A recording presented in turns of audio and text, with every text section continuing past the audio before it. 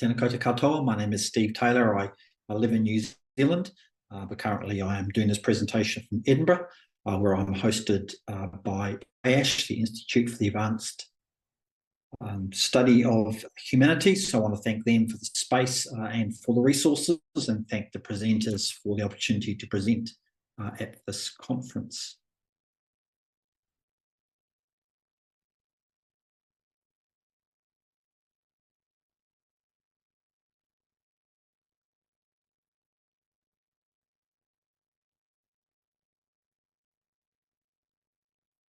My paper is titled Digital Activism as Justice Making, Evaluating Visual Decolonial Public Theologies by Christian Organisations on Social Media Platforms. Here is the Tuvalu Foreign Minister, dressed in a suit and tie, addressing COP26, standing knee-deep in water to highlight the climate crisis. A picture is worth 1,000 words. And so this visual image has the power to communicate. It's an image that went viral on social media, and it was part of a strategy by the Tuvalu Foreign Minister to change the narrative away from his country being one of suffering and vulnerability to one of empowerment and dignity.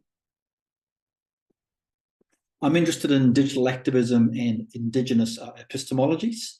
The majority of digital research occurs in USA and Europe, and there is a limited literature on other contexts, including online activism in the Pacific region. And so quite rightly and quite naturally, oceanic scholars have challenged digital activism and the theoretical categories that are offered by the global north, and they've argued that indigenous approaches to activism centre identity, well-being and relationships. And so as a visual example, here in a recent presentation, the CEO of the Samoan Education and Culture suggests that this bowl, this indigenous communal drinking bowl around which social interactions happen, is the first and original social media. Oceanic scholars have also challenged Pacific visual representations and encouraged moves away from tropes of victim to warrior. However, there are still gendered dynamics in terms of the warrior trope, which remain problematic. I'm wanting to use a case study approach to visual images in Christian organisations, because I think it's a way to value particularity while inviting cross-cultural comparisons.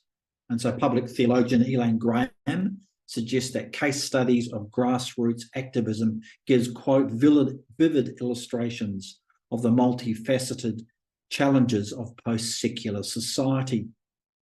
A case study approach honours particularity, but it might also allow different case studies of different organisations to be placed alongside each other. And so could a well-researched design be used by other researchers in other contexts as a way of developing digital theology contextualities?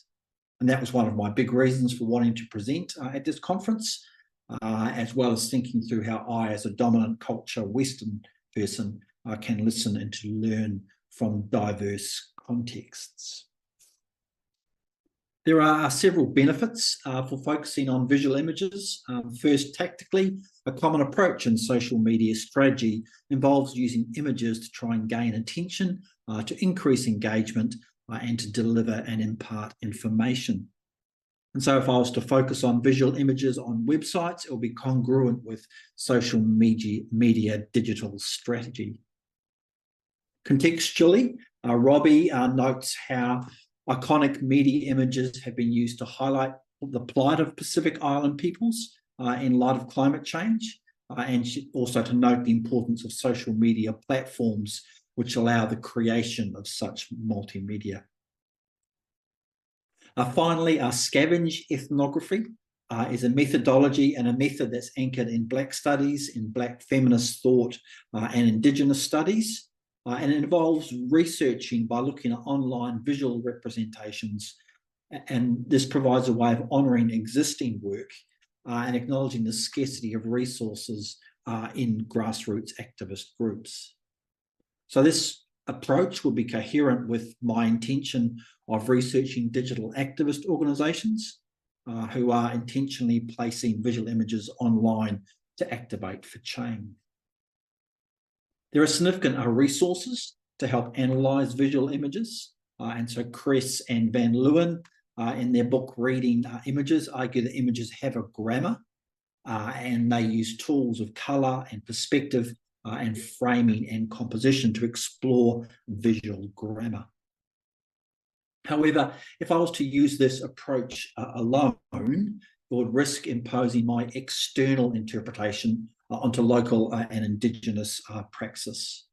And therefore, alongside using visual methods to analyse how images are placed online, I also want to try and find ways to learn from the image makers. And so I'm proposing a conversational or a grassroots method, which uses focus groups, which can be quite a form of we search. We search is a play on the word research, and it's a way of trying to value the collective and the shared in terms of creating knowledge. We search would fit with Indigenous Pacific epistemologies that centre relational hermeneutics, and we search would encourage conversations and listening in research that would empower local agency. Research could be used in partnership with narrated image methods. These methods take visual methodologies and conversation and bring them together in social science and have been used by several practical theologians. They attend to research by inviting informed participation. Quote, using visual material in this way within interviews enables us to place a good deal of power into the hands of interviewees, because the conversation is centred on the images that they provide, and the interview therefore is driven by them. And so narrated image methods in focus groups could be understood in the Pacific as a form of talanoa. Tala is the sharing of stories, and noa is the space that is given by an individual, group, or the environment. In the Pacific, talanoa is both methodology and method, and it will bring ways to value research and be reflexive about the diverse layers of experience and Pacific ways of knowing. And finally, and ethically, while digital platforms offer rich repositories of online activity, there's a particular complexity around the ways that social media platforms allow de-identified participants. And this means that informed consent by adults can't be guaranteed in the analysing of images or by the related comments that are made on social media sites.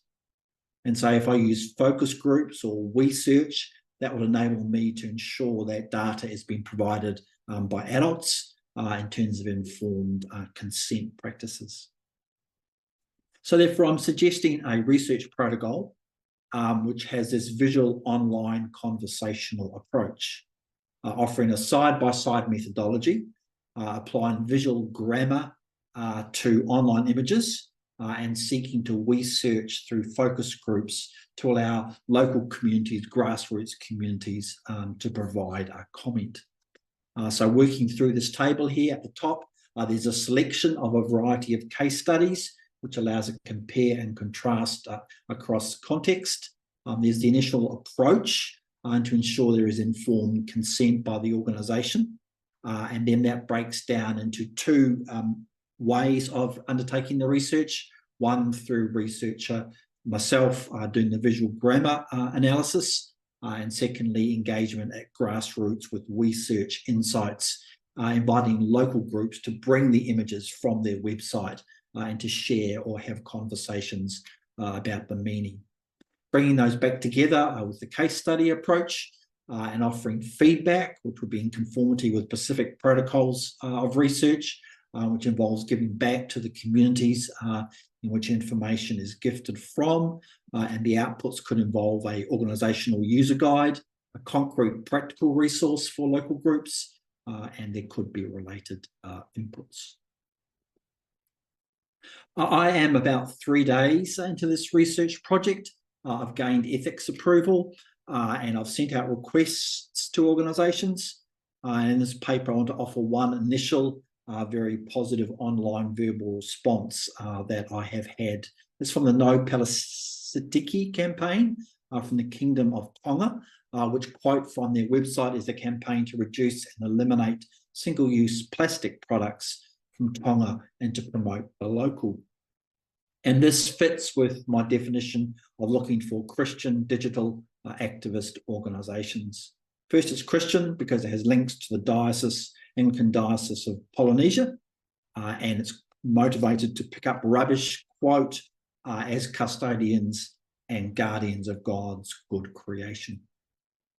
It's activist because it invites local people to take action for their local community, picking up rubbish along the foreshore, and it's digital. It has a Facebook site which offers visual images of this online action, along with memes focused on different approaches to sustainability.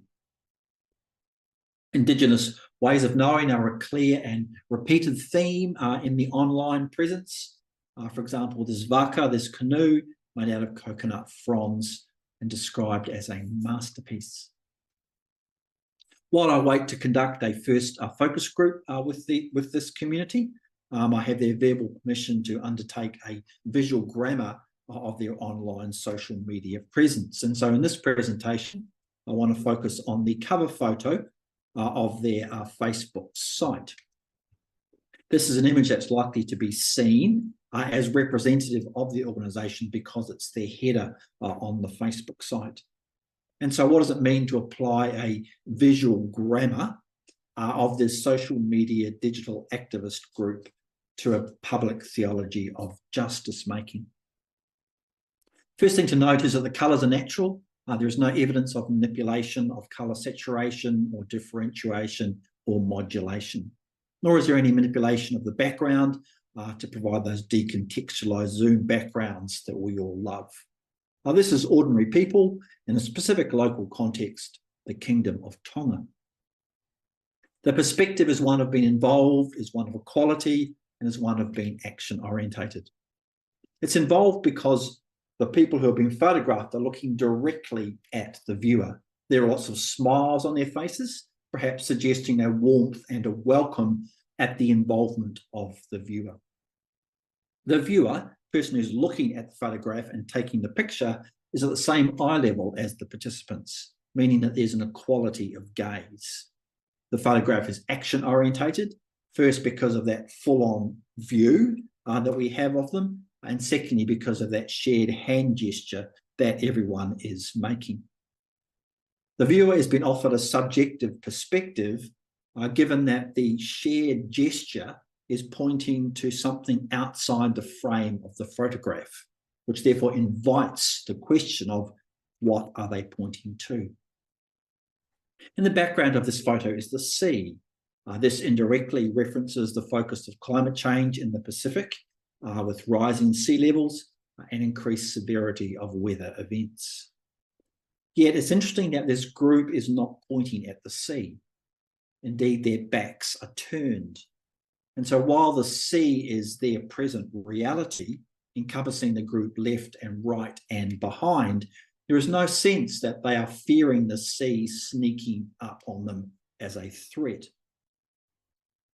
In regard to composition, the group of people are tightly packed together. There is a range of ages, including younger people and adults, and the group are wearing different coloured clothing, perhaps suggesting their individuality and different personalities. There are a few black rubbish bags, which would indirectly reference the aim of the group to pick up rubbish. And so this is a digital public theology of this group, and I want to argue that this is neither warrior nor victim.